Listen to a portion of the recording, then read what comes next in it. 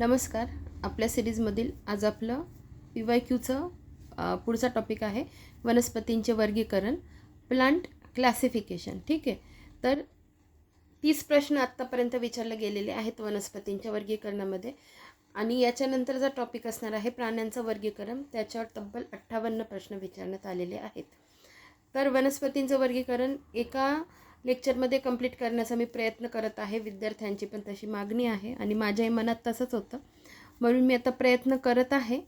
पण आता प्रॉब्लेम काय येत होता, जो आधीच्या मोबाईलवर मी शूट करत होते तर ते 53 मिनटापर्यंतच ते लिमिट दाखवायचं की त्याच्या पुढं गेला व्हिडिओ तो आपोआप बंद होऊन जायचा. तर आता मी माझं डिव्हाइस बदललं आहे, पण त्या डिव्हाइसवर प्रॉब्लेम असा येत होता की मी व्हिडिओ बरोबर आडवा शूट करायची, पण तो शूट व्हायचा उभा. आता उभा शूट झाल्यानंतर तुमची स्क्रीन नीट स्टेबल नव्हती राहत. म्हणजे मग तुम्हाला काय करावं, आता समजा मी आता हा बरोबर आडवाच शूट करते आहे, हे मला सगळं समजतं आहे, पण समजा हा उभा शूट झाला जेव्हा अपलोड झाल्यावर, तर तुम्हाला काय करायचं आहे, समजा तुम्हाला तो उभा दिसत असेल तर तुम्ही रोटेट करून घ्यायचा त्याला आणि तुमची स्क्रीन लॉक करून घ्यायची. म्हणजे मग तो आडवाच्या आडवाच तुम्हाला दिसेल. सारखा उभा आडवा असं होणार नाही. ठीक आहे. स्क्रीन लॉक करायची, आधी आडवा करायचा, स्क्रीन लॉक करायची, म्हणजे तुम्हाला व्यवस्थित लेक्चर दिसेल. त्यामुळे मी ह्या डिव्हाइसवरून करत नव्हती, पण आता पर्याय नाही आहे. आपल्याला एका याच्यात जर हे 30 प्रश्न कंप्लीट करायचे असतील, कारण एका विद्यार्थ्याने पण तशी कमेंट केलेली आहे की मॅडम एका याच्यात कंप्लीट करा, तर मी प्रयत्न केलेला आहे. तर बघू आता काय होतं ते. ठीक आहे. त्याच्यानंतर आता सुरुवात करूया आजच्या लेक्चरला. तर आजचं जे वनस्पतींचं वर्गीकरण आहे, प्लांट क्लासिफिकेशन, आता हे तुम्हाला कोणी कितीही सोप्या भाषेत कितीही छान शिकवलं तरी तुम्हाला तुमचे एफर्ट्स टाकणं आहे. ठीक आहे. कारण ह्या गोष्टी समजता आपलं MPSCचं अख्खं आयुष्य जातं त्याच्यात, त्याचे खाचखळगे समजण्यासाठी. तर ते सगळे खाचखळगे मी तुम्हाला सांगणार आहे. ज्या गोष्टी उशीर लागतात समजायला त्याही गोष्टी मी तुम्हाला समजावून देणार आहे. तर सांगायचं तात्पर्य इतकंच की तुम्हाला तुमचे एफर्ट्स टाकणं आहे. त्यानंतर प्लांट क्लासिफिकेशनमध्ये तुम्हाला बेसिक म्हणजे प्रश्न कसे असतात ते सांगते. प्रश्न 3-4 सेक्शनमध्ये विचारले जातात. एक तर बेसिक कन्सेप्ट, म्हणजे फॉर एक्झाम्पल की थॅलोफायटा, ब्रायोफायटा, टेरिडोफायटा, म्हणजे हे आपल्याला बेसिक हे वर्गीकरण माहिती पाहिजे की हे कशाचं वर्गीकरण आहे. संवहनी कोणत्या, असंवहनी कोणत्या, सपुष्प कोणत्या, अपुष्प कोणत्या, त्यांचे इंग्लिश नावं विचारले जाऊ शकतात. इंग्लिश नावं म्हणजे प्रश्नातच इंग्लिशच नाव देतील, मराठीत नाव देणार नाही. तर मग आपल्याला क्रिप्टोगॅमी, फिनरगॅमी, नंतर अँजिओस्पर्म, जिम्नोस्पर्म याचे मराठीत अर्थ काय होता आणि इंग्लिशमध्ये त्याचा अर्थ काय होतो, या सगळ्या गोष्टी माहिती पाहिजे. त्याच्यानंतर म्हणजे कन्सेप्टवर प्रश्न विचारला की याच्यातल्या रसवाहिनी कोणत्या आहे, जलवाहिनी कोणत्या आहेत, हे झाले बेसिक कन्सेप्टवर प्रश्न, जे तुम्हाला समजायला सोपं जाईल एकदा सांगितल्यानंतर. मग तुम्हाला अवघड काय जाऊ शकतं. आता समजा दुसरा सोपा काय आहे की एकबीजपत्री, द्विबीजपत्री, एक दल काय म्हणतो आपण त्याला, डायकॉटलिडॉन आणि मोनोकॉटलिडॉन. एकबीजपत्री, द्विबीजपत्री याच्यापैकी खालीलपैकी कोणती आहे, किंवा सूर्यफूल एक बीजपत्री आहे का द्विबीजपत्री आहे. तर आता हे तर समजायला सोपं जाईल. किंवा बहुवार्षिक कोणत्या, द्विवार्षिक कोणत्या, एक वार्षिक एका वर्षाच्या कोणत्या, वार्षिक वनस्पती कोणत्या, हे तर आपण लहानपणापासून शिकतो, ते आपल्याला अजून सोपं करून शिकायचं आहे. ह्या गोष्टी तुम्हाला समजतील. मग तुम्हाला नेमकं अवघड काय जाईल, तर तुम्हाला हे जे क्लासिफिकेशन आहे त्याच्यात जे काही इंग्लिश नावं असतात तर ते तुम्हाला पाठ करायला थोडे अवघड जाऊ शकतात. ते मी तुमचे सोप्या पद्धतीने पाठ करून घेण्याचा पूर्ण प्रयत्न करेन. फक्त तुम्हाला पण तुमचे एफर्ट्स टाकणं आहे. आता मग दुसऱ्या गोष्टी पाठांतरासारख्या कोणत्या, तर सिक्वियस एम्पिव्हेनस, टेक्झोनियम म्युक्रोनॅटम, सॅमिया पिग्मी, उंच वनस्पती कोणती, नंतर घेर जास्त असणारी वनस्पती कोणती, सगळ्यात लहान वनस्पती कोणती, ह्या वनस्पतींचे नाव विचारले, किंवा तुम्हाला वनस्पतीचंच नाव दिलं आणि खालीपैकी तिचं फीचर विचारलं, असे जर प्रश्न आले तर हे तुम्हाला सुटले पाहिजे. ठीक आहे. तर मग आपण आता बेसिक आपल्या लेक्चरला सुरुवात करूया. तर आपण वनस्पतींचं वर्गीकरण, प्लांट क्लासिफिकेशन बघत आहोत. तर ते बघण्याआधी आपण काय करायचं की बेसिक जे प्रश्नातच दिलेलं आहे, म्हणजे याच्यातच सरांनी पुढे दिलेलं आहे बघा, की आता मी काय करते मी बरं अजून एक, जे हे प्लांट क्लासिफिकेशन जे आहे ते मी ऑलरेडी कंप्लीट करून घेतलेलं आहे. म्हणजे आता हे मी तुम्हाला याच्यासाठी सांगते आहे की जे डॉक्टर सचिन भस्के सरांचं पुस्तक आहे त्याच्यात वर्गीकरण, वनस्पतींचं वर्गीकरण, क्लासिफिकेशन ऑफ प्लांट, हे मी ऑलरेडी तुमचं 4 लेक्चरमध्ये कंप्लीट करून घेतलेलं आहे. ठीक आहे. तर ह्या गोष्टी तुम्हाला जर बघायच्या असतील, ते लेक्चर पूर्ण बघायचे असतील म्हणजे तुम्ही बघाच, कारण त्याच्याने तुमचं अजून क्लिअरिटी होणार आहे, तुम्हाला अजून गोष्टी कळणार आहेत. या सगळ्या गोष्टी मी तुमच्या करून घेतलेल्या आहे त्या लेक्चरमध्ये. तर ते लेक्चर तुम्ही बघा आणि सोबत आत्तापर्यंत जे काही प्रश्न याच्यावर विचारले आहेत ते पण मी ऑलरेडी घेतलेले आहेत. हे जे प्रश्न दिलेले आहेत हे सगळे प्रश्न पण मी तुमचे घेतलेले आहेत. तर त्याची लिंक मी खाली डिस्क्रिप्शन बॉक्समध्ये देते, ज्याच्यात मी ते चॅप्टर सगळं पेज टू पेज दाखवून नीट समजावून सांगून तुमचं पाठ करून घेतलेलं आहे. हे मी याच्यासाठी सांगते की तुम्ही हे लेक्चर केल्यानंतर तेही केलं तर तुमची कन्सेप्ट क्लॅरिटी वाढेल, गोष्टी तुमच्या पाठ होतील. तर आपण बघा आता याच्यातले जे प्रश्न आहे ते मी रँडमली घेते, असे सिक्वेन्सली नाही घेते, कारण एकाशी दुसरा कनेक्ट आहे, दुसऱ्याशी तिसरा कनेक्ट आहे. 30च्या 30 प्रश्न होणार आहेत. पण जर आपण थोडं स्टेप बाय स्टेप व्यवस्थित गेलो जसं मी घेते आहे तर ते तुम्हाला समजायला सोपं जाईल. तर बघा आता सगळ्यात पहिले आपल्याला हा प्रश्न बघायचा आहे की ह्या प्रश्नाच्या अंडर त्यांनी दिलेला आहे हा चार्ट. प्रश्न काय आहे, ब्रायोफायटा डॅश डॅश या बाबतीत टेरोफायटापेक्षा वेगळा आहे.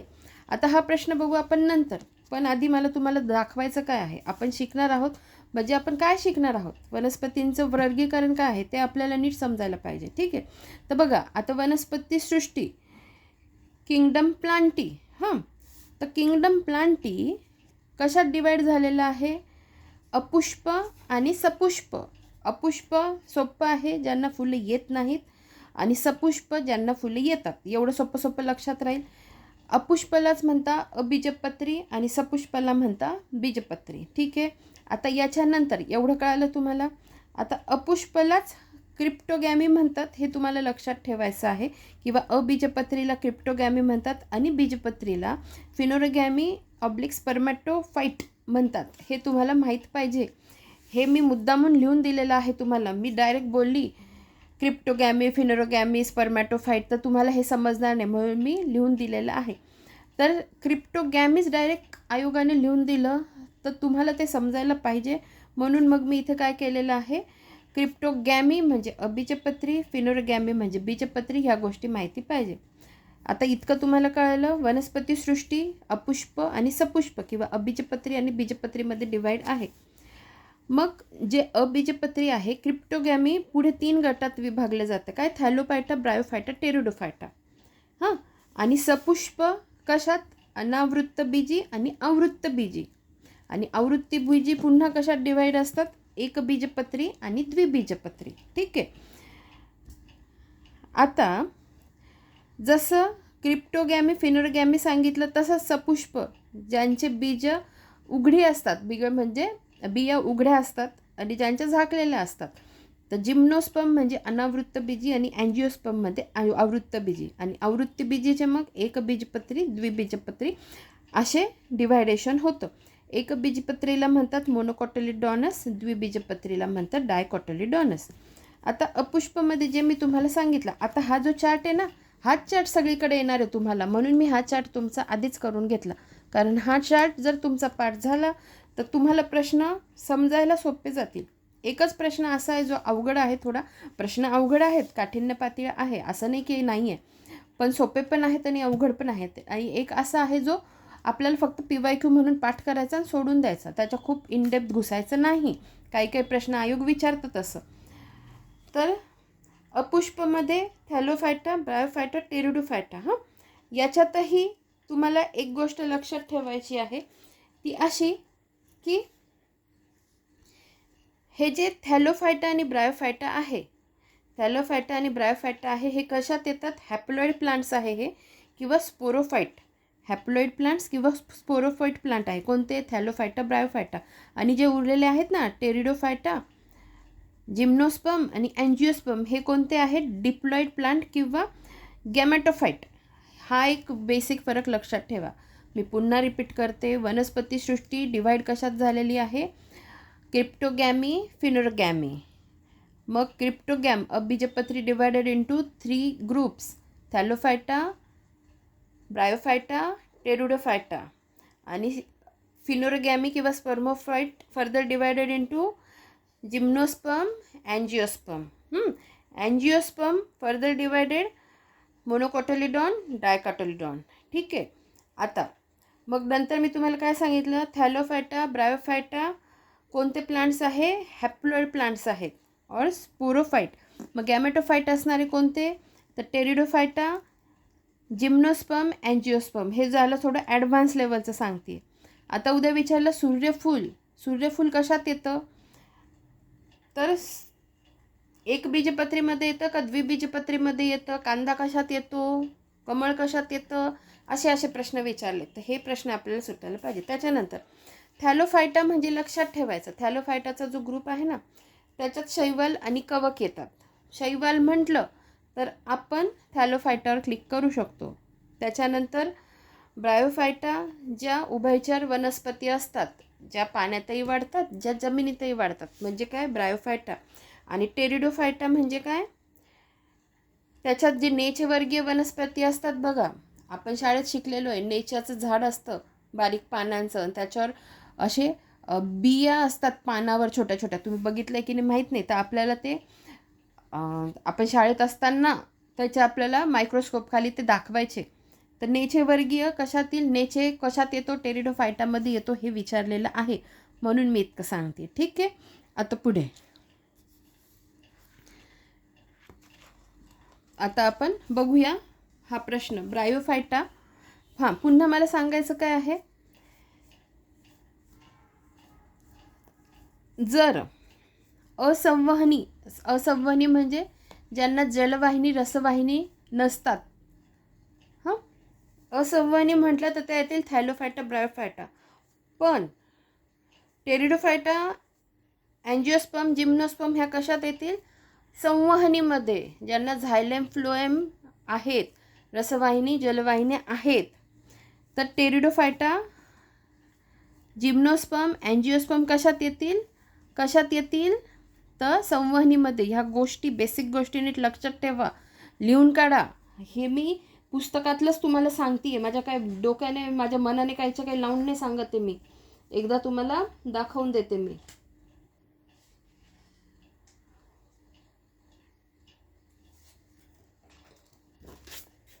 हे बघा, थॅलोफायटा व ब्रायोफायटा यांना हॅप्लॉइड वनस्पती म्हणतात. तर टेरिडोफायटा, जिम्नोस्पर्म व अँजिओस्पर्मला डिप्लॉइड वनस्पती किंवा गॅमेटोफाइट म्हणतात. ठीक आहे. तर ह्या गोष्टी खूप महत्त्वाच्या आहेत. त्याच्यानंतर जो पॉईंट मी आत्ता सांगितला, वाहिन्या असणारे म्हणजे व्हॅस्क्युलर बंडल वनस्पती म्हणजे ट्रॅकोफायटा. यात टेरिडोफायटा, जिम्नोस्पर्म व अँजिओस्पर्म येतात. ठीक आहे. टेरिडोफायटा, जिम्नोस्पर्म व अँजिओस्पर्म ह्या कशात येतील? संवहनीमध्ये येतील. समजतंय तुम्हाला?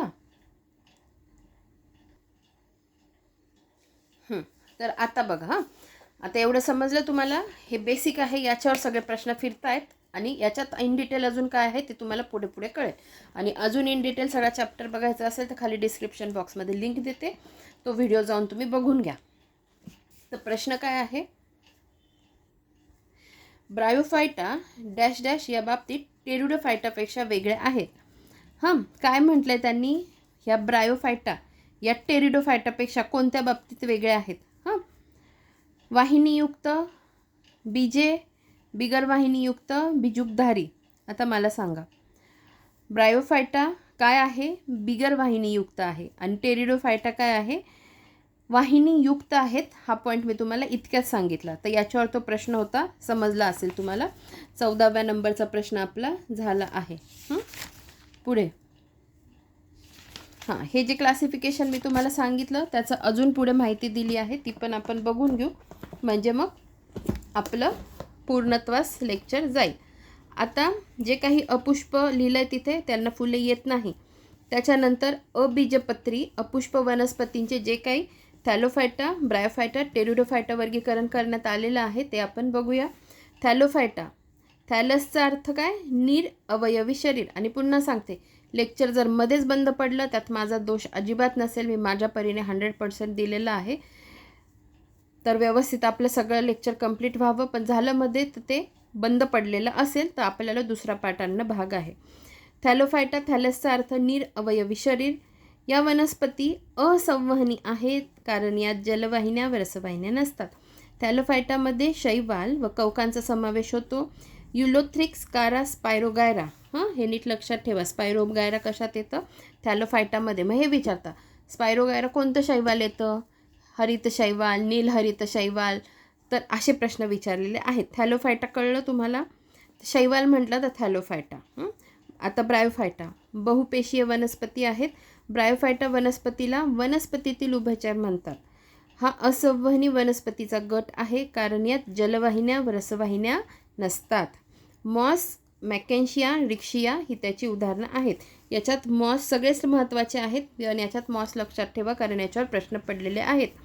टेरिडोफायटा बघा. टेरिडोफायटा यांचे शरीर बहुपेशीय असते. टेरिडोफायटा वनस्पतीत सुस्पष्ट संवहनी संस्था असते, म्हणजेच यांच्यात जलवाहिन्या व रसवाहिन्या असतात. संवहनी वनस्पतीचा सर्वात मोठा विभाग आहे. संवहनी वनस्पतीचा सर्वात मोठा विभाग आहे. उदाहरणार्थ लायकोपोडियम, सिलॅजिनेला, मार्सेलिया. समजलं? आता पुढे लगेच हा प्रश्न बघा. पुढचा प्रश्न काय आहे?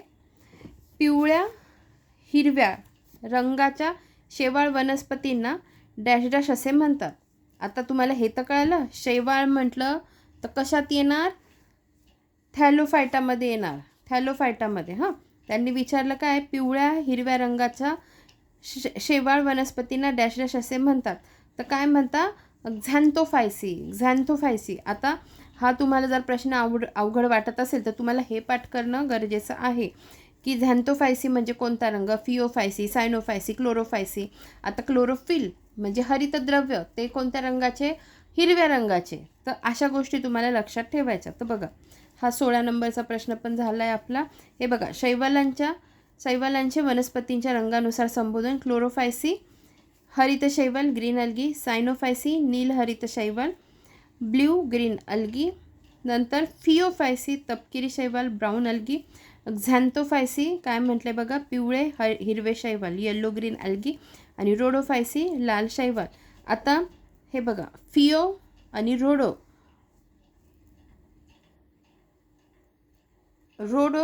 लाल शैवाल किंवा रोडोचा रेडवरून रोडो लक्षात ठेवा, रेड.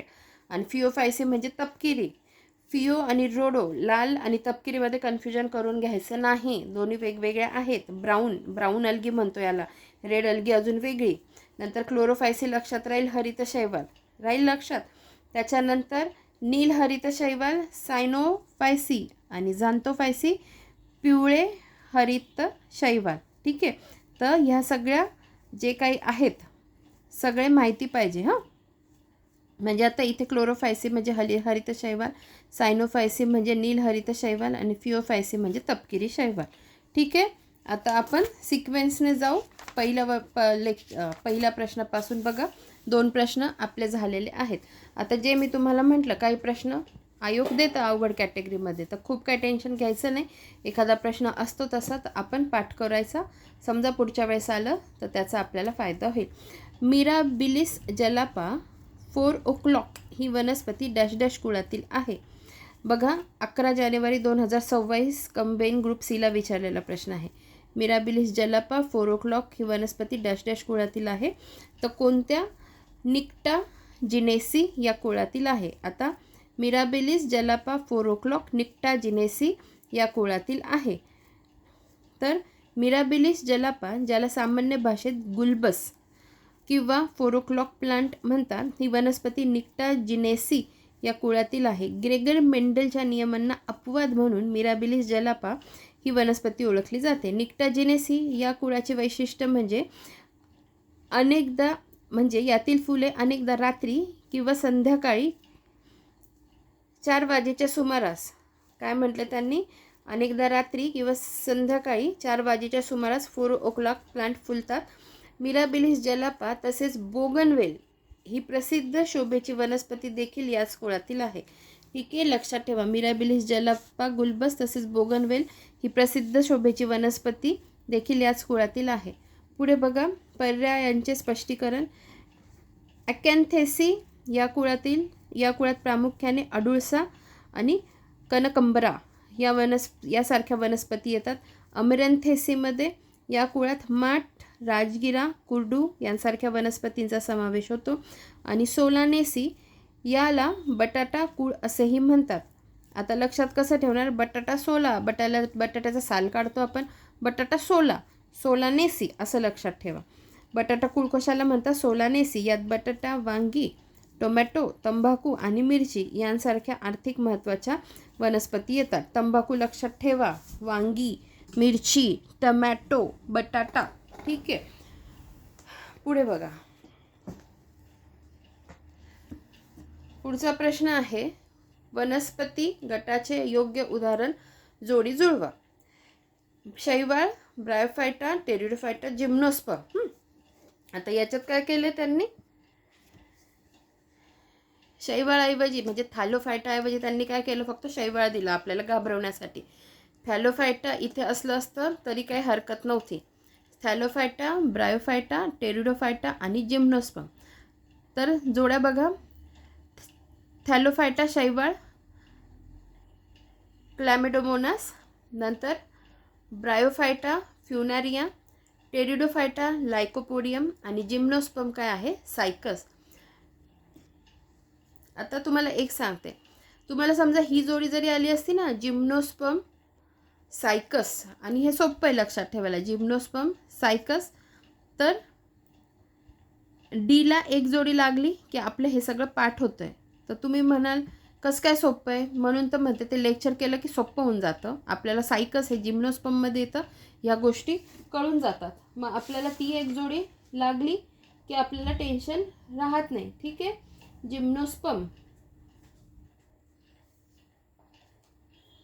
पुढे बघा. आता समजा हे कोणाच्या लक्षात राहत नसेल तर हे डायरेक्ट आता मग PYQ आहे तो पाठ करून घ्यायचा. शैवाळ आपला एक नंबरचा प्रश्न झाला, 2 नंबरचा पण झाला. शैवाळ काय? क्लॅमिडोमोनास. ब्रायोफायटा काय? फ्युनारिया, टेरिडोफायटा लायकोपोडियम, जिम्नोस्पर्म सायकस. ठीक आहे, आता पर्यायांचं सविस्तर स्पष्टीकरण. शैवाळ यांचे शरीर साधे असते, म्हणजे यात मूळ, खोड, पाने असे अवयव काय म्हटलं त्यांनी? नसतात. ठीक आहे. थॅलोफायटामध्ये काय? मूळ, खोड, पाने असे अवयव नसतात. आता जर तुम्हाला हे लक्षात राहत नसेल ना की थॅलोफायटा ती वनस्पत्या कशा असतात, तर लक्षात ठेवायला सगळ्यात सोपं सांगते.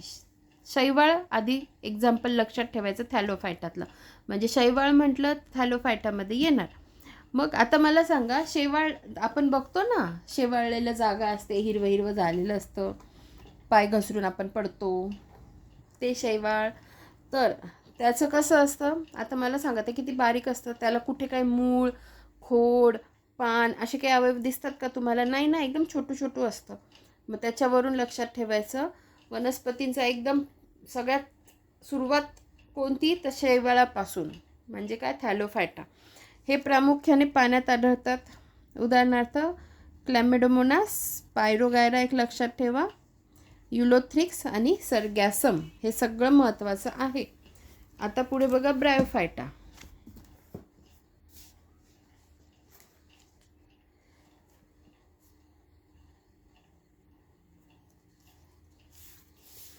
ब्रायोफायटा यांना वनस्पती सृष्टीचे उभयचर म्हणतात, कारण ते जमिनीवर राहतात पण प्रजननासाठी त्यांना पाण्याची गरज असते. मी तुम्हाला सांगितलं उभयचरच शब्द वापरला होता ना.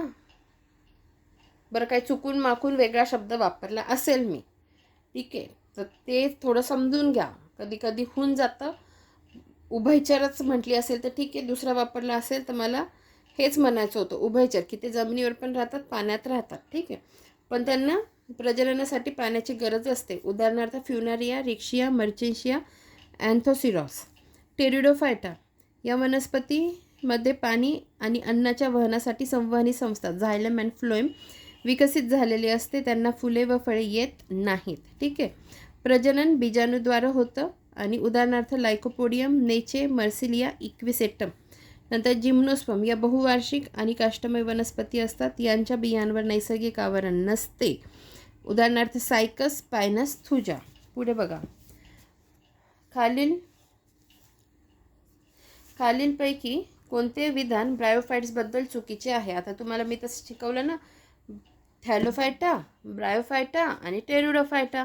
काय सांगितलं? ब्रायोफायटा काय असतात? उभयचर असतात प्रजननासाठी, पण त्यांना पाण्यात जावंच लागतं. म्हणजे त्या जमिनीवर पण असतात आणि पाण्यात पण असतात. मग ब्रायोफायटाबद्दल चुकीचं विचारलं आहे ना. ते वनस्पती सृष्टीचे उभयचर म्हणून ओळखले जातात. बरोबर आहे, आत्ताच सांगितलं. त्यांना पुनरुत्पादनासाठी पाण्याची आवश्यकता असते, हे पण बघितलं ना आत्ता. त्यांना मुळाऐवजी मुलाभ रायझॉइड्स असतात, हे पण बरोबर आहे. आणि रायझोपस हे त्याचे उदाहरण आहे. तर हे विधान चुकीचं आहे. तर रायझॉइड्स आणि रायझोपस इथे आपण कन्फ्यूज होऊ शकतो, म्हणून मग त्यांनी असं दिलं. रायझोपस हे त्याचं उदाहरण आहे का? नाही. आता कोणाला माहितीच नसेल रायझोपस म्हणजे काय, पण कोणाला हे माहिती असेल ब्रायोफायटा म्हणजे काय, तर त्याला हे उत्तर 100% सुटेल. आता रायझोपस काय आहे? हा ब्रायोफायटात येत नाही, तर थॅलोफायटातील बुरशीचा एक प्रकार आहे. याला ब्लॅक ब्रेड मोल्ड असेही म्हणतात. ब्लॅक ब्रेड मोल्ड असेही म्हणतात. याचा समावेश झायगोमायकोटा या गटात होतो. आता यांनी सांगितले प्रश्न क्रमांक 10 बघा. तर आपण प्रश्न क्रमांक 10 बघून घेऊ, म्हणजे आपला तोही प्रश्न होऊन जाईल. बघा, हा आहे 10 नंबरचा प्रश्न. खालीलपैकी कोणती वनस्पती समूहसृष्टीतील उभयचर वनस्पती म्हणून ओळखला जातो? खालीलपैकी कोणता वनस्पती समूह सृष्टीतील उभयचर वनस्पती समूह म्हणून ओळखला जातो? तर काय आहे? ब्रायोफाइट्स. ठीक आहे, तर एक्सप्लेनेशनमध्ये बघून घेऊ आपण काय दिलेलं आहे.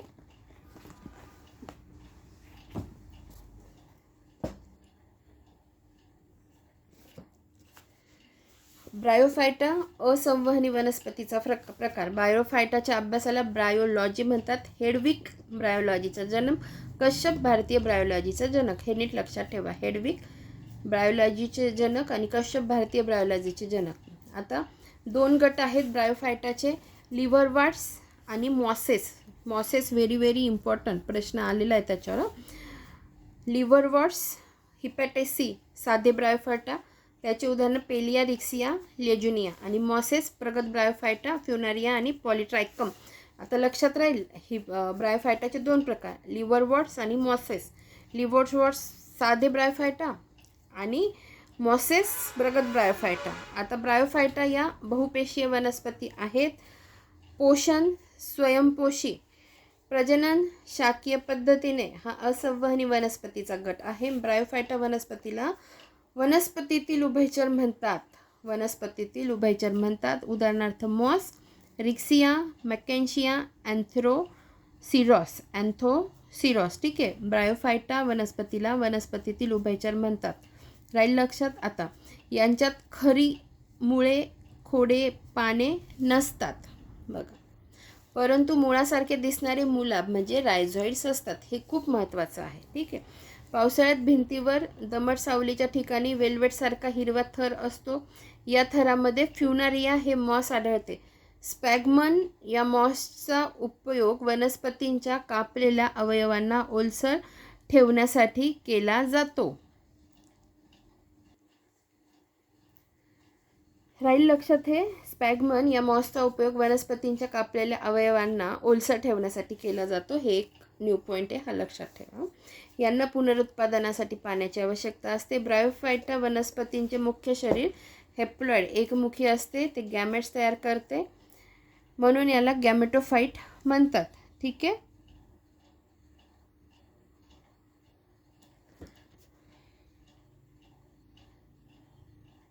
दोन मिनिट बघा. या स्टेटमेंटला मी थोडंसं स्टार करून ठेवते हां, कारण मी इथे तुम्हाला जे सांगितलं होतं ना, हां, हे पण बरोबर आहे, हे स्टेटमेंट पण बरोबर आहे. हे सगळं मी तुम्हाला दाखवलं बस्के सरांच्या पुस्तकात. आणि हे स्टेटमेंट आहे हे पण बरोबर आहे. आता मी गुगल सर्च केलं, पण आता मला हे कन्फर्म करण्यासाठी थोडा वेळ द्यावा लागेल. हां, तर मग ते हे स्टेटमेंट पण बरोबर, पण मला हे बघावं लागेल आता नक्की काय ते, त्यामुळे मी ह्या स्टेटमेंटला स्टार करून ठेवला आहे. तर हे स्टेटमेंट फक्त तुम्ही लक्षात ठेवा. आणि मी आत्ता थांबून ते वाचत बसली नाही, कारण मग लेक्चर उशिरा झाला असता लेक्चरला. ठीक आहे, तर आपण हे नंतर क्लिअर करू. बाकी पुढे बघा, नर लैंगिक अवयव कोणते असतात त्याच्यात, अँथ्रेडियम, आणि मादी लैंगिक अवयव असतात आर्चेगोनियम. ठीक आहे, हे पण लक्षात ठेवा, याच्यावर प्रश्न विचारतात. एक मॉसपासून पीठ भेटते ज्याचा वापर इंधन म्हणून केला जातो आणि पाणी भरून ठेवण्याच्या क्षमतेमुळे जिवंत सामग्रीच्या ट्रान्सशिपमेंटसाठी पॅकिंग साहित्य म्हणून वापरले जाते. ठीक आहे, ब्रायोफायटाचे उपयोग बघा, या वनस्पती जमिनीची धूप कमी करतात, वनस्पती खत म्हणून वापर होतो, अन्न म्हणून उपयोग होतो आणि खडकांचे विघटन घडवून आणतात. ठीक आहे, आता आपण पुढे बघूया.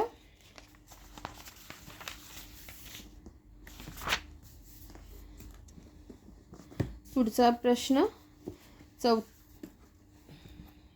हे बघा, पुढचा 4 नंबरचा प्रश्न. आपले प्रश्न जास्त झाले आहे, पण सिक्वेन्समधला हा चौथा प्रश्न जो आहे तो बघू.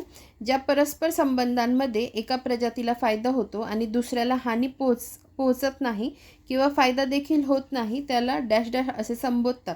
तर याला काय म्हणतात, कमेन्सिलिझम. हां बघा, ज्या परस्पर संबंधांमध्ये एका प्रजातीला फायदा, दुसऱ्या प्रजातीला हानी पोहोचत नाही किंवा फायदा देखील होत नाही त्याला काय म्हणतात, कमेन्सिलिझम. मग ह्या चारही गोष्टी पण आपल्याला माहिती पाहिजे. अमेन्सिलिझम म्हणजे काय, पॅरासिटिझम म्हणजे काय, आणि म्युच्युअलिझम म्हणजे काय. हां, तर हे लक्षात ठेवा, जोड्या लावायच्या स्वरूपात विचारलं तर आपल्याला आलं पाहिजे. तर बघा, कमेन्सिलिझम म्हणजे सहजीवन संबंधामध्ये एका प्रजातीला फायदा होतो आणि दुसऱ्याला ना हानी होते ना फायदा होतो. उदाहरणार्थ, शार्कसोबत राहणारे रेमोरा मासे, रेमोरा फिश शार्क खात असलेले उरलेले अन्न खातात. कमेन्सिलिझम कळालं, म्हणजे एका प्रजातीला तर फायदा होतो पण दुसऱ्याला काही हानी पण होत नाही आणि फायदा पण होत नाही. आता शार्कसोबत राहणारे जे मासे आहेत, तर उरलेले अन्न कोण खाता, ते रेमोरा मासे खातात. नंतर म्युच्युअलिझम म्हणजे दोघांनाही फायदा होतो. पॅरासिटिझममध्ये एका प्रजातीला फायदा पण दुसऱ्याला काय होते, हानी होते. आणि ॲमेन्सिलिझममध्ये काय होतं, एका प्रजातीला हानी व दुसऱ्याला फायदा किंवा तोटा होत नाही. म्हणजे एकाला तर हानी होते पण दुसऱ्याला फायदा किंवा तोटा होत नाही. बघा, one species is harm or killed while the second species is completely unaffected. ठीक आहे, मग पुन्हा एकदा बघा, कमेन्सिलिझम म्हणजे काय, म्युच्युअलिझममध्ये पॅरासिटिझम आणि अमेन्सिलिझममध्ये एका प्रजातीला हानी व दुसऱ्याला फायदा किंवा तोटा होत नाही. आता पुढचं बघा, योग्य उदाहरणांसह शैवाल गट जुळवा. आता हिरवे शैवाल स्पायरोगायरा. ठीक आहे, हिरवे शैवाल स्पायरोगायरा. त्याच्यानंतर तपकिरी शैवाल सर्गॅसम, लाल शैवाल पोलिसायफोनिया आणि पिवळे शैवाल बॉट्रिडियम. आता हे पाठ करणं आहे. हा PYQ जर येऊन गेला आहे तर आपल्याला कोणतं शैवाल काय आहे ते माहिती असणं गरजेचं आहे. ठीक आहे, बघा,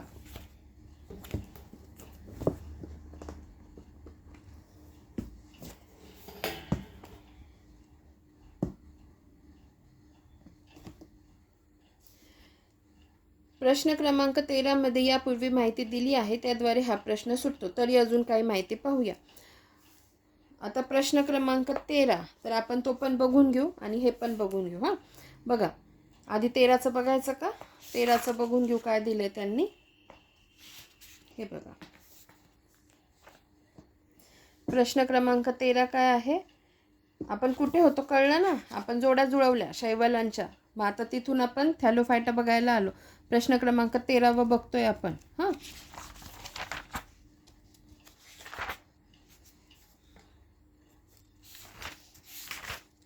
13व्या क्रमांकाचा प्रश्न काय आहे, खालीलपैकी कोणते जैविक खत भात शेतीसाठी वापरतात. तर त्याचं उत्तर आहे नील हरित शैवाल. हां बघा, थॅलोफायटा हा वनस्पतीतील सर्वात कमी विकसित गट आहे. या वनस्पतीत जलवाहिनी रसवाहिनी नसते. या वनस्पती असंवहनी अबीजपत्री गटात मोडतात. पुढे बघा.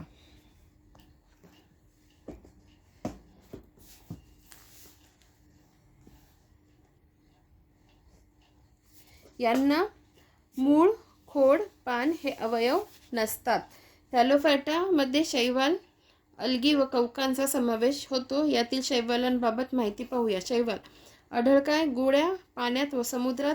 शैवाल एकपेशीय व बहुपेशीय पण असतात. एकपेशीय कोणते? क्लोरेल्ला, क्लॅमिडोमोनास. आणि बहुपेशीय स्पायरोगायरा, कारा, सर्गॅसम. हे स्वयंपोषी असतात कारण त्यांना यांच्यात हरितद्रव्य असते. पेशी भित्तिका द्विस्तरीय असते. आतील स्तर सेल्युलोजचे तर बाहेरील स्तर पेक्टिनचा बनलेला असतो. शैवाल हे नाव लिनियसने दिले. तर शैवालांच्या अभ्यासाला फायकोलॉजी असे म्हणतात. शैवालांचा जनक मॉरिस. शैवालांचा जनक मॉरिस. शैवालाच्या उपयोगावर प्रश्न विचारला आहे. आता ते आपण पाहूया. बघा. भारतीय उपखंडात नॉस्टॉक व अम्बिलिकस या शैवालांचा वापर आहारात करतात. शैवालांचे किण्वन केल्यानंतर ॲसेटिक ॲसिड तयार होते. प्रयोगशाळेत वापरण्यात येणारा अगार हे खूप महत्त्वाचं आहे. याच्यावर प्रश्न पडलेले आहेत. अगार या पदार्थाची निर्मिती लाल शैवालापासून होते. कशापासून होते? लाल शैवालापासून होते. उद्या तपकिरी विचारलं तर ते चुकीचं असेल. निर्मितीसाठी ग्रॅसिलारिया आणि जेलिडियम या लाल शैवालाचा उपयोग केला जातो. उपयोग आईस्क्रीम निर्मितीत हे खूप महत्त्वाचं आहे. नंतर आयोडीन टिंक्चरची निर्मिती लॅमिनॅरिया नावाच्या शैवालापासून होते. आयोडीन टिंक्चरची निर्मिती लॅमिनॅरिया नावाच्या शैवालापासून होते. तपकिरी शैवाल सर्गॅसम यांचा वापर पशु आहारात होतो. हे सगळं नीट लक्षात ठेवा. आपल्याला आत्ता कोणतं शैवाल कोणत्या रंगाचं हे विचारलं आहे, तर आपल्याला पुढच्या वेळेस कोणत्या शैवालापासून काय बनतात? आयोडीन टिंक्चरची निर्मिती लॅमिनेरियापासून, तपकिरीपासून सर्गॅसम किंवा सर्गॅसम काय आहे? तपकिरी शैवाल. आणि कशात वापरतात? पशु आहारात वापरतात. आईस्क्रीममध्ये अगार वापरतात, ते लाल शैवाल आहे. ग्रॅसिलॅरिस जेलिडियम याचा वापर केला जातो. कळतं आहे ना हे किती महत्त्वाचं आहे ते. नीलहरित शैवाल ब्र्युगिन अल्गी यात ॲनाबिना व नॉस्टॉक येतात. यांचा वापर भात शेतीत मृदेची उत्पादकता वाढवण्यासाठी कारणीभूत असणाऱ्या नत्र स्थिरीकरणासाठी होतो. उल्वा व पोरिफेरा ब्राऊन अल्गी जपानी लोक आहारात सलाड म्हणून वापरतात. उल्वा आणि पोराफिरा, पोरिफेराने पोरफिरा. नंतर रोडोमेरिया प्लुमेटा ही शैवालाची जात तंबाखू म्हणून वापरतात. तंबाखू म्हणून काय? रोडोमेरिया प्लुमेटा. वाळवंटी प्रदेशातील मृदेची गुणवत्ता सुधारण्यासाठी नीलहरित शैवाल वापरतात. जे प्रश्न विचारलेला आहे काय होतं की भात शेतीसाठी जैविक खत म्हणून काय वापरतात? तर काय? नीलहरित शैवाल. नंतर हिरवळीचे खत म्हणून सेस बनिया कॅनबिना हिचा वापर होतो. क्लोरेल्ला क्लॅमिडोमोनास पेशीतील हरित लवकांच्या सहाय्याने प्रकाश संश्लेषण करतात. ठीक आहे, कळालं आपला तो प्रश्न झालेला आहे. आता जो प्रश्न आपण बघत होतो त्याचं आपण नीट बघून घेऊ काय काय दिलेलं आहे. तर बघा. प्रकाश संश्लेषणासाठी आवश्यक रंगद्रव्यांच्या आधारावर प्रकार. क्लोरोफायसी म्हणजे ग्रीन अल्गी, फिओफायसी म्हणजे ब्राऊन अल्गी म्हणजे तपकिरी शैवाल, रोडोफायसी म्हणजे रेड अल्गी म्हणजे लाल शैवाल आणि झॅन्थोफायसी म्हणजे yellow algae. Chlorophyceae green algae आढळ गोडे किंवा खारे पाणी. रंगद्रव्य chlorophyll A B, carotene, xanthophyll. Chlorophyll A B मुळे शैवालांना ग्रीन रंग मिळतो. पिवळ्या व हिरव्या शैवालांना झॅन्थोफायसी म्हणतात. हा प्रश्न येऊन गेला आहे. पिवळ्या व हिरव्या शैवालांना झॅन्थोफायसी म्हणतात. उदाहरणार्थ कारा, स्पायरोगायरा, वोल्वॅक्स, युलोथ्रिक्स, क्लॅमिडोमोनास. कंबाईन 2023ला आलेला प्रश्न. रोडोफायसी रेड अल्गी. रंगद्रव्य फायकोइरिथ्रिन या रंगद्रव्यामुळेच लाल रंग प्राप्त होतो. या रेड अल्गी शैवालांच्या पेशी भित्तिकेपासून अगार नावाचे पॉलिसॅकराइड तयार करतात. उदाहरणार्थ ग्लॅसिलारिया, पोरफिरा, जेलिडियम, कॉन्ड्रस, पॉलिसिफोनिया. आता फिओफायसी म्हणजे ब्राऊन अल्गी. रंगद्रव्य कॅरोटिनॉइड, झॅन्थोफिल, क्लोरोफिल ए आणि सी. ब्राऊन रंग काय येतो? फ्लुकोझॅन्थिन, झॅन्थोफिल या रंगद्रव्यामुळे उदाहरणार्थ एक एक इकोटोकार्पस, डिक्टिओटा, लॅमिनारिया, फ्युकस सरगॅसम, झांतोफायसी येल्लो अल्गी, पिवळ्या हिरव्या शैवाळांचा गट असतो. उदाहरणार्थ बॉट्रिडियम, बॉट्रिडियम जे याच्यात विचारलेलं आहे, पिवळ्या हिरव्या शैवालांचा गट. राहील लक्षात. पुढे बघा, पुढचा प्रश्न. शैवाल वर्गीकरणामध्ये किटोफेलोर्स हा गट खालीलपैकी कोणत्या वर्गामध्ये येतो? तो हा येतो क्लोरोफायटामध्ये. किटोफोरेल्स हा क्लोरोफायसी वर्गातील हिरव्या शैवालाचा गट आहे. मुख्य रंगद्रव्य क्लोरोफिल असते, म्हणून हिरवा रंग प्राप्त होतो. मुख्य रंगद्रव्य काय? क्लोरोफिल असते. क्लोरोफायटामधील इतर गट वोल्वॅकल्स, क्लोरोकोकल्स आणि क्लोरेल्लास. पुढे बघा, पुढचा प्रश्न.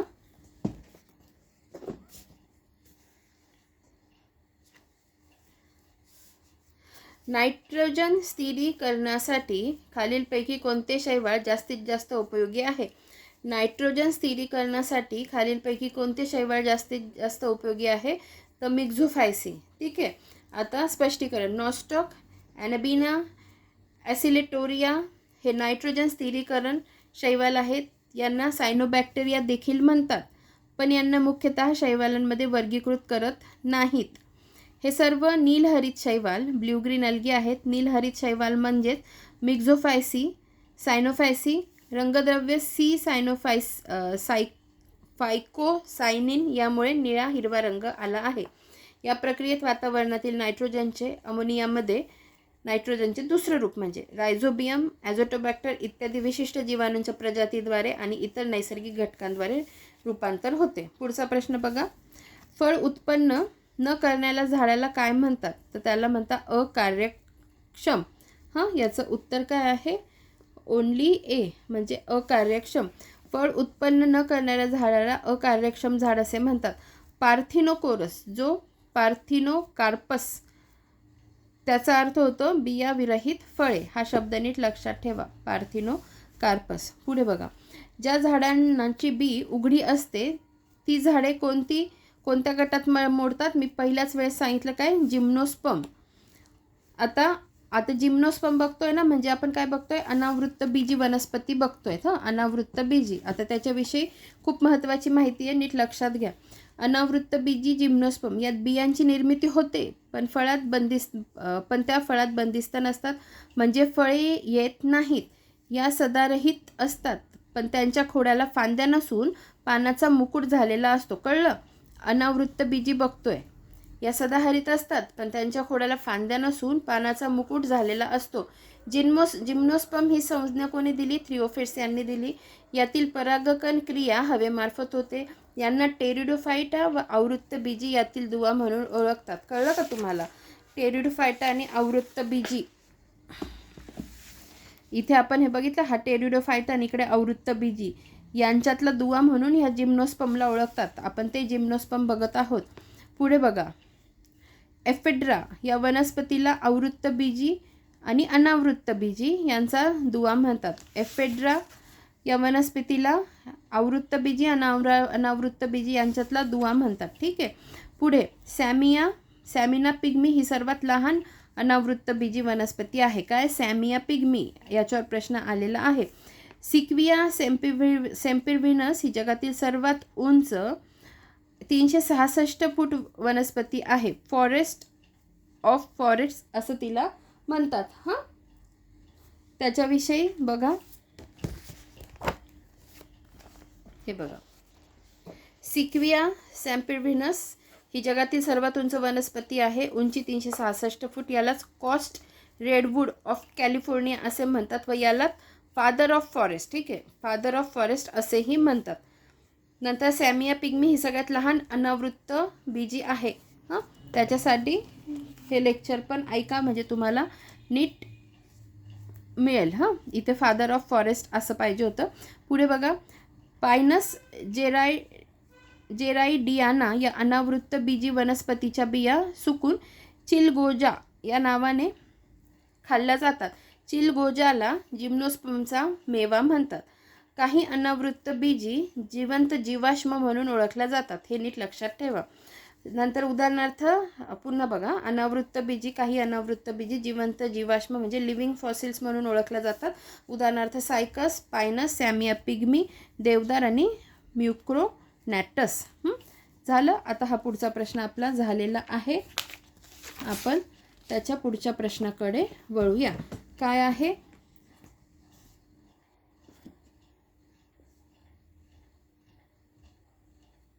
बघा, व्हाईट बटन मशरूमचे वैज्ञानिक जीवशास्त्री संबोधन डॅश डॅश असे आहे. तर काय? ॲगॅरिकस बायस्पोरस. ॲगॅरिकस बायस्पोरस याची शेती प्रामुख्याने हिमाचल प्रदेश, उत्तराखंड, पंजाब, महाराष्ट्र आणि कर्नाटक या राज्यांमध्ये होते. यांचे भारतात उत्पादन जवळपास 85% होते. पुढचा प्रश्न, शैवाल आणि बुरशीचा समावेश खालीलपैकी कोणत्या गटात होतो? तर मी आधीच सांगितलं, थॅलोफायटामध्ये. आयक्लरने केलेले वनस्पती वर्गीकरण विचारले आहे. हे आपण पहिल्या लेक्चरमध्ये बघितलं. आयक्लर वर्गीकरणानुसार थॅलोफायटा विभागात 2 वर्ग येतात. कोणते? शैवाल म्हणजे अल्गी, कवक म्हणजे फंगाय. आणि प्रश्न क्रमांक 13चं स्पष्टीकरण बघा. तर आपण ऑलरेडी प्रश्न क्रमांक 13 बघितलेला आहे आणि त्याचं स्पष्टीकरण पण बघितलेलं आहे. पुढचा प्रश्न बघा. 13 प्रश्न झाला, 13 नंबरचा. 14 नंबरचा पण झालेला आहे. आता आपण जाऊया. हे बघा, 15 नंबरचा प्रश्न पण 15 नंबरचा प्रश्न बघा. डॅश डॅश हे सूक्ष्मजीवाणू एकदल वनस्पतींमध्ये असहजीवी नत्र स्थिरीकरणास उपयुक्त आहेत. तर कोणते? झॅटोबॅक्टर हे सूक्ष्मजीवाणू एकदल वनस्पतींमध्ये असहजीवी नत्र स्थिरीकरणास उपयुक्त आहे. तर मातीतील ॲझॅटोबॅक्टर जीवाणू हवेतील नायट्रोजनचे स्वतंत्रपणे स्थिरीकरण घडवून आणतात. वनस्पती हवेत असणाऱ्या नायट्रोजनचा थेट वापर करू शकत नाही, तर त्याचे नायट्रेटमधील रूपांतरच वनस्पती वापरू शकतात. शिंबीधारी वनस्पतींच्या मुळांच्या गाठीत असणारे रायझोबियम जीवाणू हे हवेतील नायट्रोजनच्या संयुगात रूपांतर घडवून आणतात व मातीत N2च्या स्थिरीकरणास मदत करतात. 8वीच्या जुन्या स्टेट बोर्डमध्ये दिलेलं आहे. ठीक आहे. आता 16 नंबरचा प्रश्न आपला झालेला आहे. आपण 17 नंबरच्या प्रश्नाकडे जाऊया. 17 नंबरचा प्रश्न काय आहे? वनस्पतींच्या वर्गीकरणामध्ये गुणसूत्रांचे कोणते गुणधर्म महत्त्वाची भूमिका पार पाडतात? तर हे सगळेच्या सगळे काय आहे? गुणसूत्रांची संख्या, गुणसूत्रांचे बाह्यरूप, गुणसूत्रांचा आकार आणि गुणसूत्रांचे विचलन. पुढे बघा.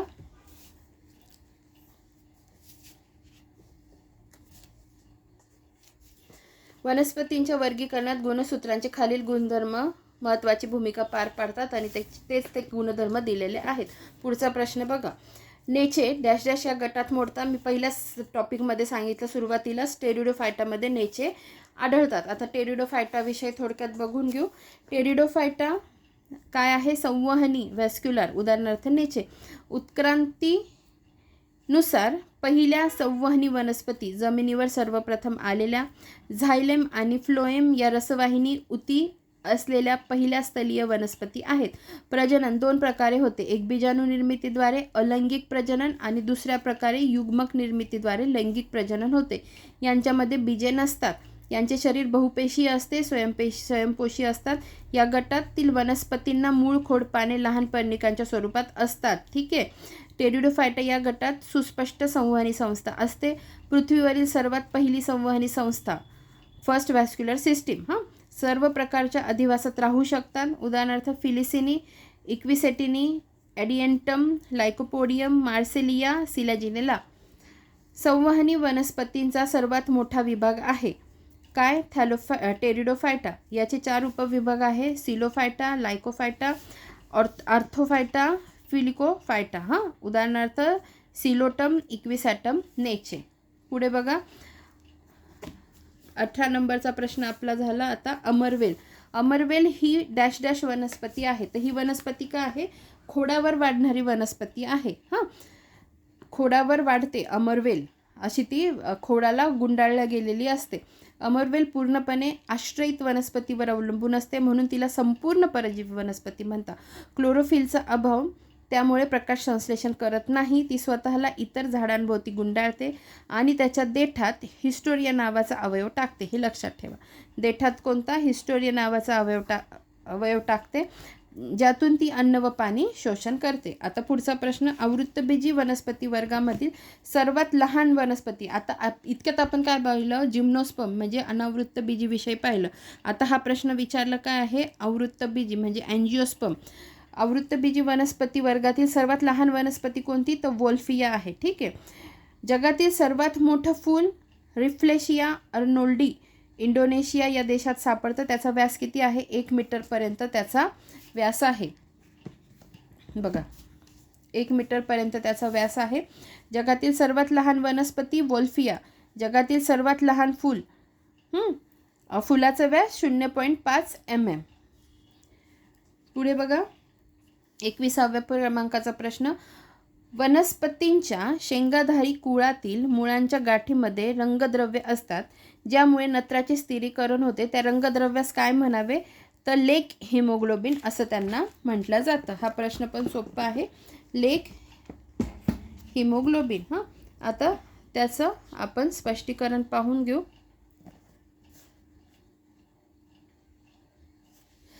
शेंगाधारी वनस्पती लेग्युमिनस प्लांट. या वनस्पतींच्या मुळावर रायझोबिया नावाचे सहजीवी जीवाणू असतात. लेग हिमोग्लोबिन हे ऑक्सिजन व नायट्रोजनचा वाहक आहे. कसलं? ऑक्सिजन आणि नायट्रोजनचा वाहक. या वनस्पतींच्या मुळांच्या गाठीत लेग हिमोग्लोबिन नावाचे रंगद्रव्य असतात. वातावरणातील नत्राचे स्थिरीकरण रायझोबिया हा जीवाणू करतो. तो नायट्रोजनचे अमोनियात रूपांतर करतो. हे एक लालसर रंगाचे प्रथिन आहे जे शेंगाधारी वनस्पतींच्या मुळातील गाठीमध्ये आढळते.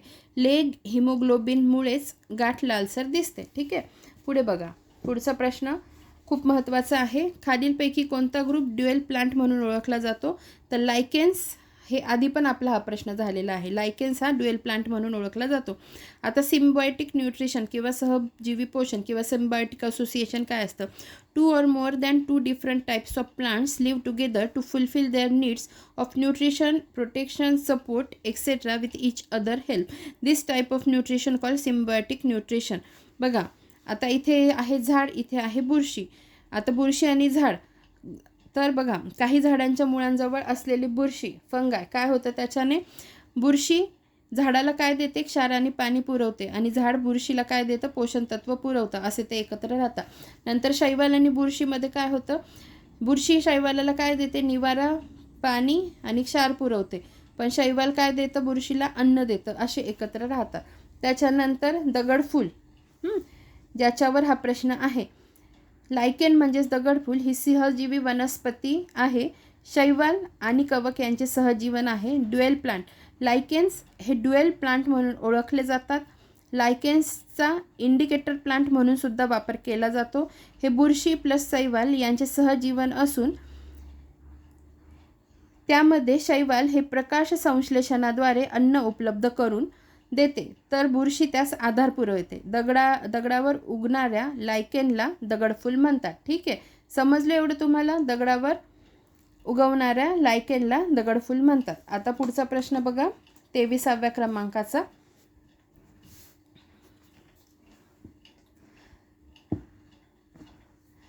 डॅश डॅश ही वनस्पती बहुतांशी हिरवळीचे खत म्हणून वापरली जाते आणि तिची तृणधान्यांच्या पिकांवर फेरपालट म्हणून लागवड करतात. तर कोणती? सेसाबानिया कॅनाबिना म्हणजे दहीच्या. सेसाबिना कॅनाबेनिया. आता इथे एक ऑप्शन आहे हिबिस्कस रोजा सायनेन्सिस म्हणजे काय? जास्वंद. तर ह्या गोष्टी आपल्याला माहिती पाहिजे. आपण शाळेत शिकलेलो असतो हिबिस्कस रोजा सायनेन्सिस. त्याच्यासाठी सायन्स साईड घ्यायची गरज नाही. तर ह्या गोष्टी माहिती असतात. मग असे ऑप्शन इलिमिनेट करू शकतात. तर हिरवळीचे खते बघा, ही खते नसून ही वनस्पतीच असतात.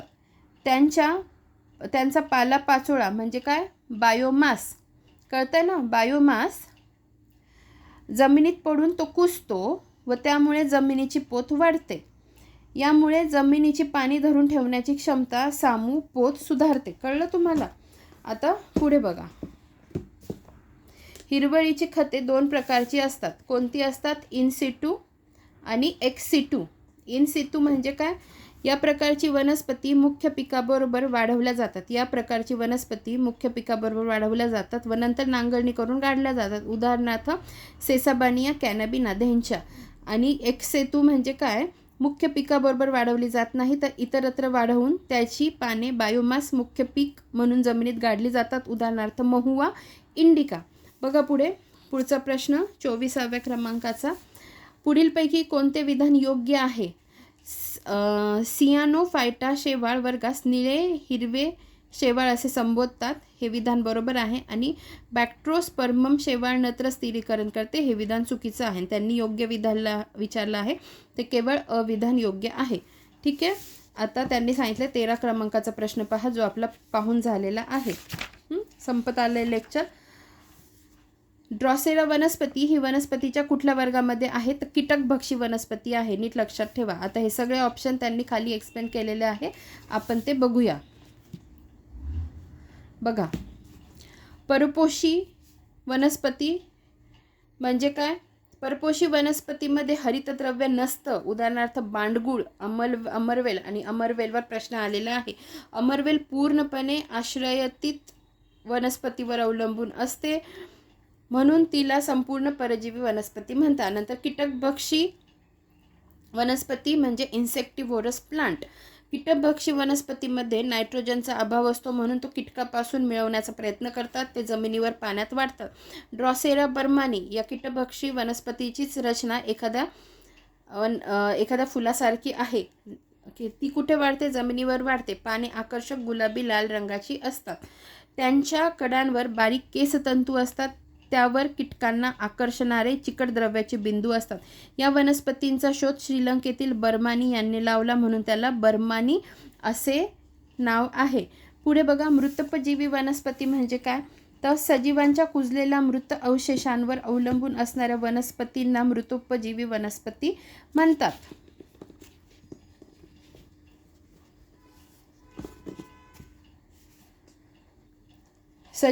पुढे बघा, फंगाय गटातील मशरूम्स अँड ईस्ट या वनस्पती मृत अवशेषांवर जगणाऱ्या वनस्पती आहेत. या वनस्पती मृत अवशेषांवर पाचक रस सोडतात. त्यातील कार्बन कंपाऊंडचे विघटन करून त्यापासून तयार होणारे द्रावण शोषून घेतात, न्यूट्रिशन मिळवतात. काही फंगायमुळे अन्न दूषित होते, त्यामुळे विविध प्रकारचे रोग आजार होतात. काही फंगायमध्ये औषधी गुणधर्म असतात. East used in fermentation process for making bread. Mushrooms are rich source of iron and vitamin. या सगळ्या गोष्टी खूप महत्त्वाच्या आहेत, सगळ्या नीट लक्षात राहू द्या. पुढे बघा, पुढचा प्रश्न.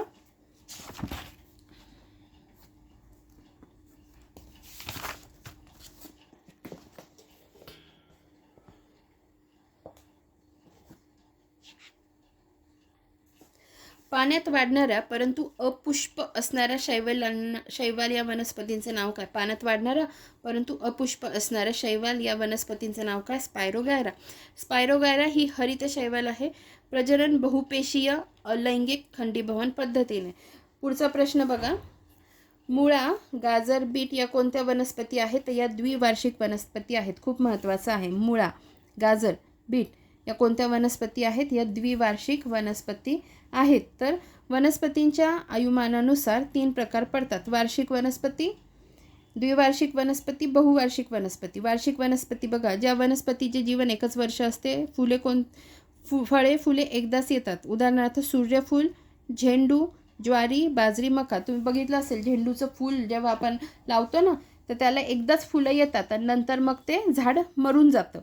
त्याच्यानंतर द्विवार्षिक, ज्या वनस्पतींचे जीवन 2 वर्ष असते. फळे फुले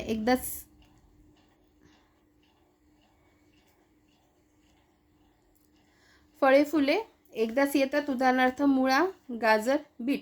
नंतर बहुवार्षिक वनस्पती, ज्या वनस्पतींचे जीवन अनेक वर्षे असते. फळे फुले अनेक वर्ष येतात. उदाहरणार्थ जास्वंद, आंबा, वड, पिंपळ, नारळ. नारळाला बघा, नंतर जास्वंदाला नेहमी फुलं येत राहतात. आंब्याला फळं येत राहतात. बरोबर, बहुवार्षिक. राहील लक्षात. आता पुढे बघा, सूर्यफूल ही डॅश डॅश वनस्पती आहे, तर ही आहे द्विबीजपत्री वनस्पती. तर आवृत्तबीजी वनस्पती विषयी बघूया. आता आवृत्तबीजी का बघायची? कारण आवृत्तबीजेच्याच पुढे द्विबीजपत्री आणि एकबीजपत्री असे प्रकार पडतात. म्हणून आपण आवृत्तबीजी वनस्पती बघणार आहोत.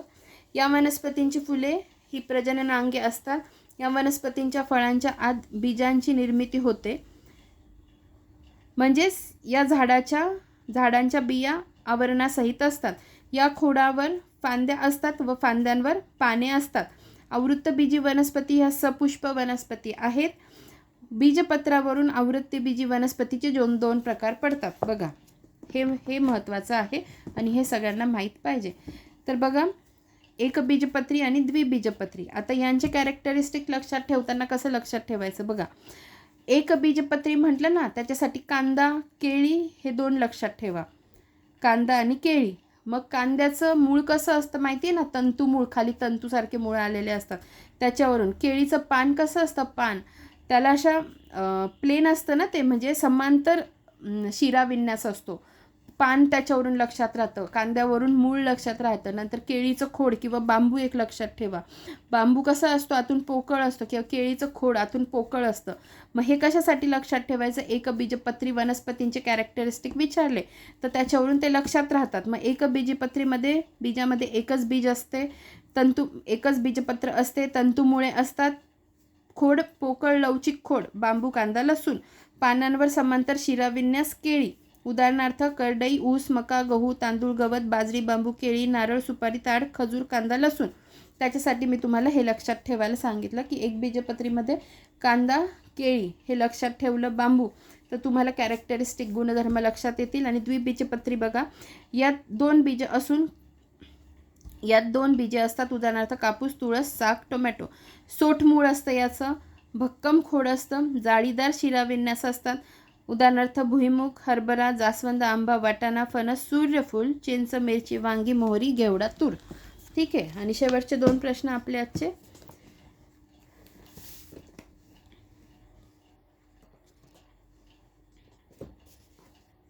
स्पायरोगायरा डॅश डॅश शैवाल आहे, तर हरित शैवाल आहे.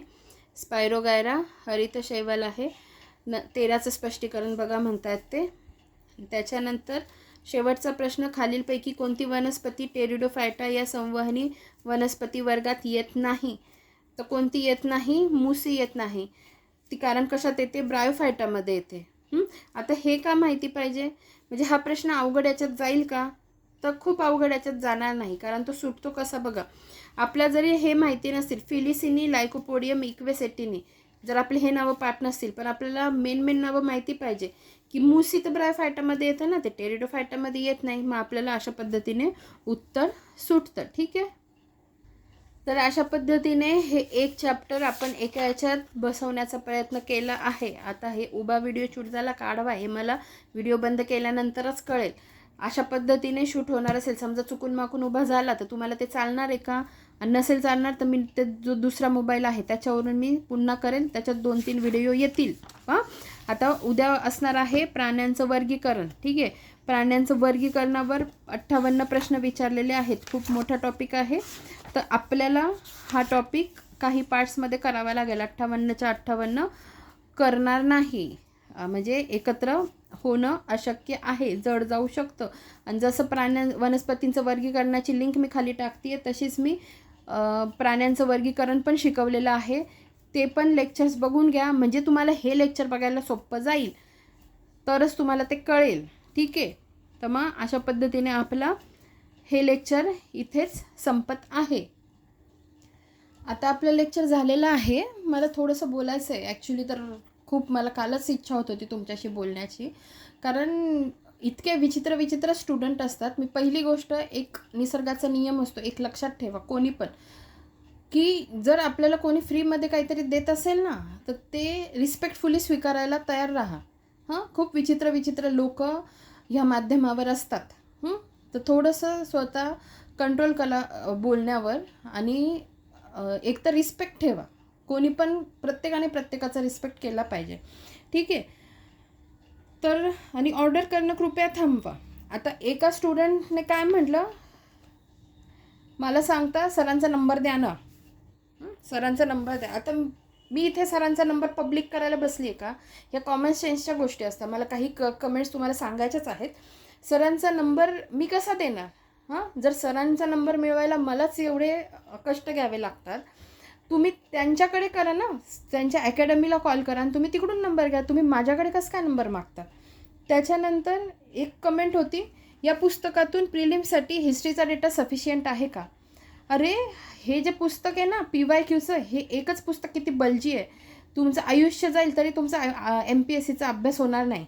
आणि तुम्ही फक्त हे विचारतात की हे एकच पुस्तक याच्यासाठी होईल का, सफिशियंट होईल का? हा तुमचा प्रश्न आहे.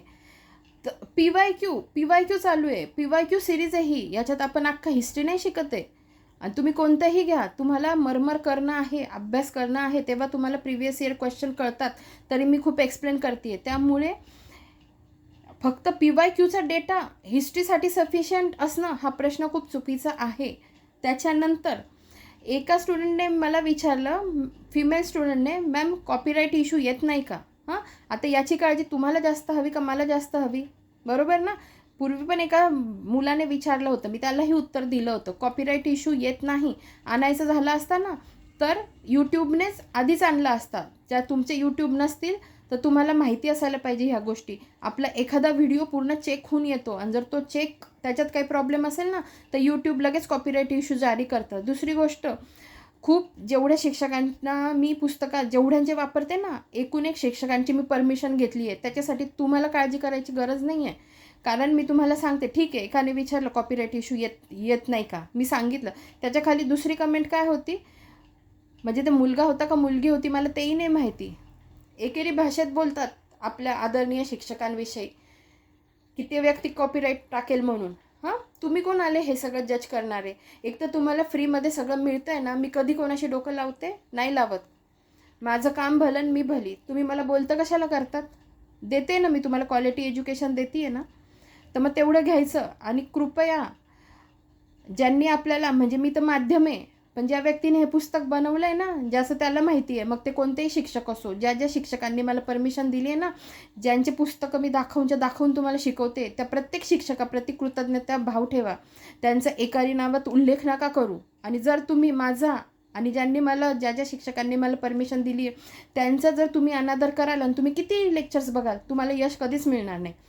आपलं यशाची पायरीच ती असते की आपण ज्याच्याकडून ज्ञान घेतो ना त्याला आपण मनातून काही रिस्पेक्ट देतो का आपण फक्त त्याच्याशी स्वार्थापुरतं बोलतो. आता याच्यात खूप हक्काने आहेत मला सांगणारे की मॅडम तुम्ही हे ह्या पद्धतीने घ्या, आजचं लेक्चर एकाच याच्यात दमात होऊ द्या, असं करा तसं करा, आधी सजीवांचं वर्गीकरण, प्राण्यांचं वर्गीकरण, आधी हे घ्या, हे हक्काने सांगणारे आहेत. पण ते मध्येच गायब होतात त्यांच्या सवडीनुसार. ते कसे वागतात हेही मला माहिती आहे, तरी मी त्यांच्या कमेंटला आन्सर देते. हे ज्याचं त्याचं आत्मपरीक्षण ना ज्याने त्याने करायचं असतं. आणि एकदा माझ्या जागेवर स्वतःला ठेवून बघा. मी ॲज अ मेडिकल फील्डमध्ये पण खूप जीव तोडून काम केलेलं आहे आणि आज मी माझ्या शिक्षकी पेशातही खूप मन लावून काम करते आहे. प्रत्येक गोष्टीत पैसा येत नाही वाचवायला माणसाला, आपले कर्म पण वाचवायला येतात. त्यामुळे खालच्या पातळीची बुद्धी सोडून थोडासा चांगला विचार करायचा. एक कमेंट होती, या पुस्तकाचा फायदा होतो का? आता हे माझ्यापेक्षा तुम्हाला जास्त माहिती आहे ह्या पुस्तकाचा फायदा होतो का नाही होत. असे खूप सारे पुस्तकं आहेत. काही शिक्षक लोक मला परमिशन देतात, काही शिक्षक लोक परमिशन देत नाही. ठीक आहे, मार्केटमध्ये जायचं, खूप सारे पुस्तकं बघायचे. आणि जेवढे तुम्ही लोक एकमेकांच्या कॉन्टॅक्टमध्ये आहे ना, तशी मी तरी नाही आहे. माझा कॉन्टॅक्ट डायरेक्ट शिक्षकांशी आहे, जे काही फॅकल्टी आहेत त्यांच्याशी आहे. मी कोणताही स्टुडंट माझं मित्र किंवा मैत्रीण नाही आहे. ठीक आहे, हे तुमचं लेवलला तुम्ही बघा ह्या पुस्तकाचा फायदा होतो का नाही होत. माझ्या दृष्टीने मी जे पुस्तकं आत्तापर्यंत शिकवले आहेत ना त्या सगळ्यांचा फायदा होतो. एकाने मला कमेंट केली, PDF बनवा, झोडो ॲपमध्ये टाका आणि स्क्रीन रेकॉर्ड करून करायला काही नाही. पण तुम्ही ज्या पद्धतीने सांगतात ना, तुम्ही रिक्वेस्ट करू शकता, मला ती प्रोसिजर सांगू शकता. हा सगळा वन मॅन शो आहे. जेव्हा एवढं करून जेव्हा तुम्ही ऑर्डर करता आणि माझी कदर करत नाही ना, ह्या गोष्टी मी तुम्हाला पुन्हा सांगते, आपल्या शिक्षकांप्रती पण ना थोडं मनात आदरभाव ठेवा. म्हणजे शिक्षकाच्या पॉझिटिव्ह एनर्जी तुमच्याकडे ब्लेसिंगच्या स्वरूपात पोहोचतात. त्या जर निगेटिव्हिटीच्या स्वरूपात पोहोचल्या ना तर त्यांनी शिकवलेलं तुम्हाला लागूच होणार नाही. हे प्रत्येकाचं लक्षात ठेवा. मी माझ्या आयुष्यात पण ठेवलेलं आहे लक्षात. जसा शिक्षक चांगला असतो ना तसा शिक्षक वाईट पण असतो. म्हणजे माझ्या ह्याच्यात मी स्टुडंट म्हणून खूप चांगली होती, पण ज्या ज्या शिक्षकांनी हे केलं आहे ना, ज्यांना असं वाटलं ही पोरगी पुढे निघून जाईल, हिचं काहीतरी होईल, आणि ज्यांनी मला शिकवायला अडथळा केला आहे त्यांच्याकडे मी कधी शिकलेली नाही आहे. त्यांच्याकडून मी कधीच शिकलेली नाही आहे. मी माझ्या हिमतीवर सगळं केलं आहे. मग म्हणजे ज्याची द्यायची इच्छा नसते ना त्याच्याकडून घ्यायचं पण नसतं, पण जो देतो आहे ना त्याच्याकडून रिस्पेक्टफुली घ्यायचं असतं. हे जरा तुम्ही नीट लक्षात ठेवा. आणि एक कमेंट ज्याच्यात एका सरांनी केलं आहे की आदरणीय तर ते काय बोलले नाही, आप्पा हतनुरे, आणि सर लिहायचं तुम्ही राहिले वाटतं. सर लिहा, आप्पा हतनुरे सर, रिस्पेक्टेड आप्पा हतनुरे सर. आणि स्नेहल मॅम, तुमचं इंटेन्शन वाईट नाही आहे, तुमचं इंटेन्शन खूप चांगलंच आहे. पण तुम्ही म्हटले की congratulation, God bless both of you, आणि थँक्यू. मी तुम्हाला इथे आभार मानते, त्याच्यासाठी खूप मनापासून धन्यवाद. तेवढा एकच विद्यार्थी आहे ज्याच्या कमेंट्स पण चांगले आहेत आणि जो बोलतो पण चांगला. आणि थँक्यू. फक्त आप्पा हतनुरे असं नका लिहू, सर लिहा, पुढे सर लिहा. ठीक आहे. त्यांनी जर हे आपल्याला अपॉर्च्युनिटी दिली नसती ना तर हे पुस्तक माझ्यापर्यंत आलं नसतं. ठीक आहे. आणि कॉपीराईट इश्यूची एवढे जास्त चिंता करणारे, ज्याने लिहिलं होतं की मला कॉपीराईट नोटीस तिकडूनच येईल, तर तुमच्या माहितीसाठी सांगते, ज्यांच्याकडून मी पुस्तकं शिकवते ना त्या प्रत्येक शिक्षकाला जाऊन विचारा. एकाक्षी MPSC नावाची जी मुलगी आहे, ज्या मॅडम आहेत डॉक्टर स्नेहल परदेशी, त्यांनी तुमची परमिशन घेतली आहे की नाही. त्यामुळे दीड शहाणपणा करायला माझ्यासमोर यायचं नाही आणि मला कमेंट करायच्या नाहीत. आणि बोलण्याची लँग्वेज थोडी बदला. ऑर्डर करणं सोडा, रिक्वेस्टफुली बोलत जा.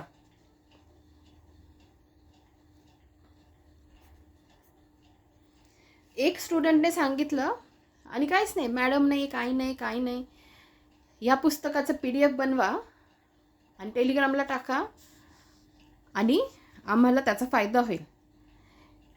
किती स्वार्थीपणा आहे हा. तुम्ही जर हे म्हणतात की ह्या पुस्तकाचं PDF बनवा, हे पुस्तक किती पेजेस आहे सांगू तुम्हाला. याच्यात पेजेस किती आहेत? 1260 पेजेस आहे. एवढ्या गोष्टींचे मी PDF बनवायचे आणि मी टेलिग्रामलाच टाकायचे. इथे कॉपीराईट इश्यू नाही आहेत.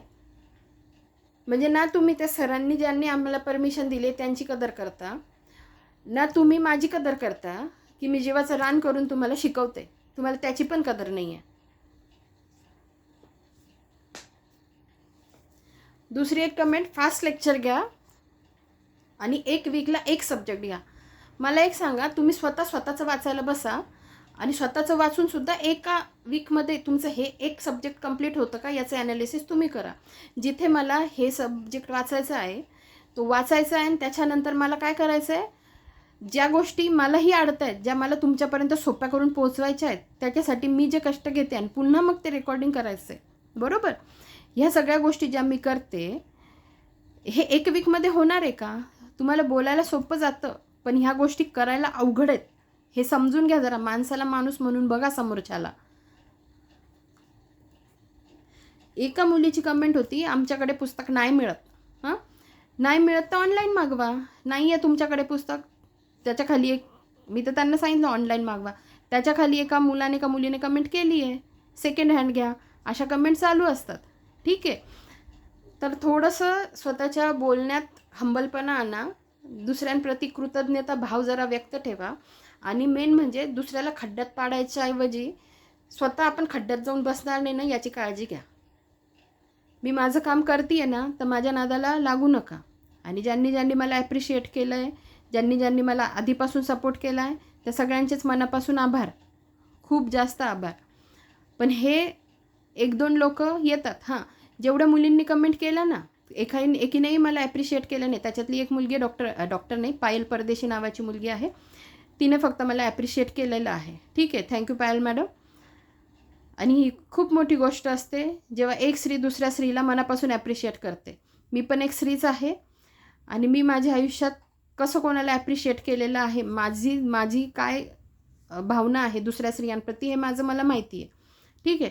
तर थोडंसं दुसऱ्यांना ॲप्रिशिएट करत चला, बाकीच्या गोष्टींमध्ये डोकं घालण्यापेक्षा. ठीक आहे. तर त्या पायल मॅडमला थँक्यू. बाकी सगळं जे स्टुडंट आहे ज्यांनी मला ॲप्रिशिएट केलं, मला सांगतात, कमेंट्स करतात, मला प्रोत्साहन देतात, तर 100% मी तुमच्यासाठी हे करून नक्कीच घेऊन येईल. आणि कालच्या व्हिडिओमध्ये काय मी तुम्हाला फक्त सांगितलं, तर तुम्ही कमेंट्सचा भडीमार चालू केला. एक म्हणतं फिजिक्स केमिस्ट्री घ्या, एक म्हणतं बायोज घ्या, एक म्हणतं सब्जेक्टच कंप्लीट करा. ठीक आहे ना, मला कळालं, तुमच्या भावना पोहोचल्या. मला असं झालं की मी काही खूप विचित्र काही बोलले का काय त्याच्या. ठीक आहे, माझं एक असतं की तुम्ही जर एकच सब्जेक्ट, तुमचं होतं की नाही मला माहीत नाही, माझं लहानपणापासून होतं, मी एकच सब्जेक्ट मेडिकल फील्डच्या ह्याच्यात पण मी जर एकच सब्जेक्ट घेतला ना, तर माझं नंतर ते सॅच्युरेशन होऊन जातं. त्याच्या पलीकडे मी तो सब्जेक्ट करूच शकत नाही. कारण थोडासा विचार करा, ह्या सब्जेक्ट आता हेच PYQ करायला मला किती कष्ट पडले असतील. हां, तर म्हणून मी थोडीशी व्हेरिएशन ठेवते. आणि मी तुम्हाला ढळढळीत सांगितलं की मी जीवशास्त्र कंप्लीटच करणार आहे. हे तुम्ही पण ऐकलं, तरी तुम्ही म्हणता जीवशास्त्र कंप्लीट करा, हे करा, ते करा. मी सांगितलं ना तुम्हाला, जीवशास्त्राचं डेली एक लेक्चर येणार आहे. आणि जर माझं ते सॅच्युरेशन नाही झालं तर मी जीवशास्त्रच कंप्लीट करेल, मी एक सब्जेक्ट कंप्लीट करेल. तुम्ही मला बोला, पण तुम्ही ऑर्डर नका करू. तुम्ही हंबल रिक्वेस्ट करा, आपण चर्चा करू, त्याच्यावरून निर्णय घेऊ. एका स्टुडंटने सांगितलं एक लेक्चर जीवशास्त्राचं, एक इकॉनॉमीचं, असं करून 2 सब्जेक्ट कंप्लीट करा. मान्य आहे, असं काहीतरी बोला.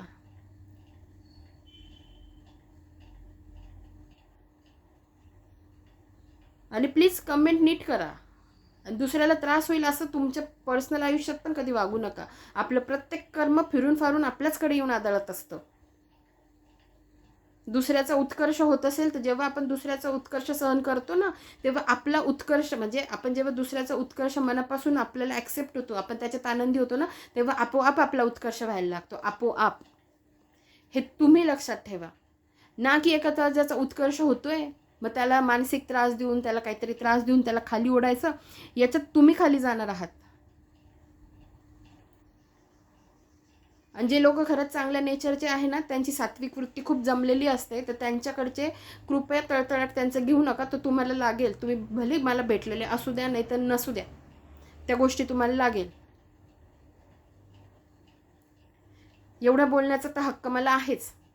मी शांततेने करतीये, मला माझं काम करू द्या, नाही तर मग मला माझे ॲक्शन घ्यायला मी समर्थ आहे. नाही तर कोणाला कसं ट्रीट करायचं ना, हे मला चांगलं कळतं. आणि मी मुद्दामून हे लेक्चरच्या शेवटी घेतलं आहे का, तर तुम्हाला डिस्टर्बन्स नको म्हणून. ज्यांना ऐकायचं आहे त्यांनी ऐकलं असेल, बाकीच्यांना तुम्ही ठरवा काय करायचं ते. धन्यवाद.